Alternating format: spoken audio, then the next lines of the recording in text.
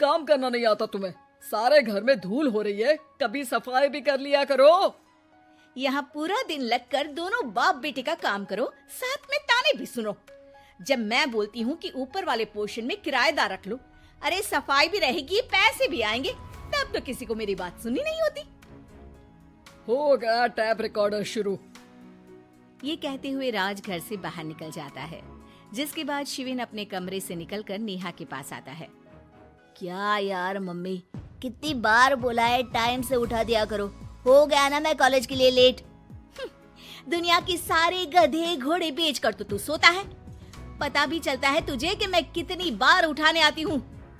बस दोनों बाप बेटों को घर से निकलते हुए लेट होने की फिक्र है, वापस आते हुए कितना भी लेट हो जाए कोई फिक्र नहीं। ओहो मम्मी, ओवर एक्टिंग मत किया करो। माँ की बातें अब ओवर एक्टिंग ही तो लगेगी ना, मेरी तो कोई फीलिंग्स ही नहीं है। क्या करूं, मर जाऊं क्या मैं? ओ मम्मी, जा रहा हूँ मैं, बाय। शिविन चला जाता है और नेहा बेचारी किलस्ती अपने घर के कामों में लग जाती है। इसी तरह चलती है नेहा की जिंदगी, जिसमें उसके ज्यादा बोलने वाली आदत की वजह से उसका पति और बेटा उसकी फीलिंग्स की कदर किए बिना हमेशा उससे दूर भागते रहते हैं। पूरा दिन घर में अकेले रहो और जब पति या बेटे से बात करने जाओ तो उनके नखरे अलग। अब मुझे ही कोई अच्छा किराएदार ढूंढना पड़ेगा।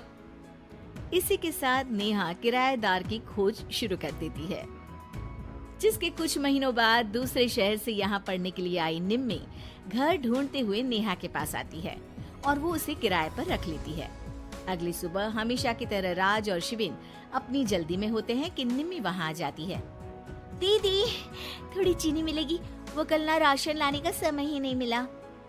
रुको, मैं लेकर आता हूँ। चीनी का डिब्बा कौन सा है और कहाँ रखा है वो तो पता नहीं है दोनों को, फिर चीनी के अपने मुंह से निकलने जा रहे हो किचन में। अरे मैं तो बस तुम्हारी मदद करने के लिए बोल रहा था। है क्या मदद? और वो भी तुम करोगे? सच में? अरे कोई तो सच बताओ, सुबह सुबह दोनों बाप बेटे कोई सूखा नशा करके तो नहीं आ गए ना? अरे कैसी बेकार की बातें करती हो मम्मी।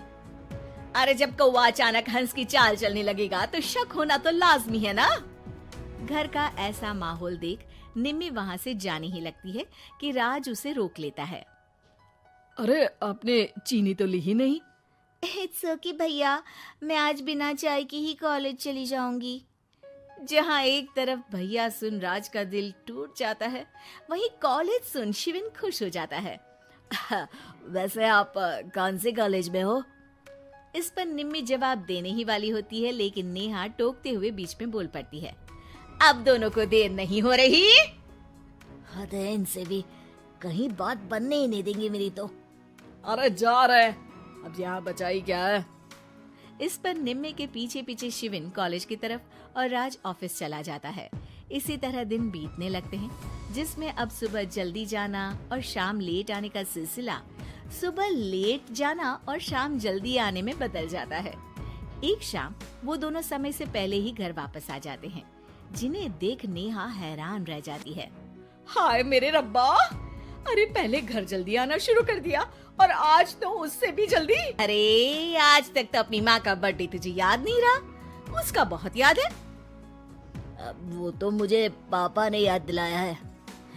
अरे क्या बोल रहे हो तुम, झूठे? नहीं बेबी, देखो मुझे तो तुम्हारा बर्थडे भी याद नहीं रहता, तो उसका कहाँ से याद रहेगा मुझे। तौबा, मैंने तो किराएदार रखकर अपने ही पैर पर कुल्हाड़ी मार ली। बेटा तो बेटा, यहाँ तो बाप भी किसी से कम नहीं है। इतनी देर में निम्मी भी घर वापस आ जाती है, जिसे देखते ही शिविन हैप्पी बर्थडे गीत गाता हुआ उसके पास चला जाता है। हैप्पी बर्थडे निम्मी। बताओ आज क्या चाहिए तुम्हें? हाँ हाँ, मांग लो ना इसकी जान। अरे नहीं नहीं, मुझे कुछ नहीं चाहिए, बल्कि मैं तो आज आप लोगों को कुछ देने आई हूँ। क्या क्या देने आई हो? निम्मी अपनी बैग में से मिठाई का डिब्बा और शादी का कार्ड निकालती है। ये मेरी शादी का कार्ड और मिठाई, आप सबको मेरी शादी में जरूर आना है और इसी खुशी में मिठाई खाइए। निम्मी की बात सुनकर जहाँ शिविन और राज शॉक में आ जाते हैं, वहीं नेहा हंसने लगती है। दिल की अरमां आंसुओं में बह गए। नेहा की बात से कंफ्यूज्ड निम्मी उससे इसकी वजह पूछती है, जिस पर नेहा अपने पति और बेटे की सारी करामातें उसे बताती है। आई कांट बिलीव आपको मैंने भैया बोला, और शिविन तुम्हें तो मैं हमेशा छोटे भाई की तरह समझती हूँ, लेकिन कहते हैं ना man will be always man. लेकिन आज से ये विमेन सेम नहीं रहेगी इनके लिए। फिर क्या, बाप बेटे आगे आगे और नेहा झाड़ू लेकर उनके पीछे पीछे।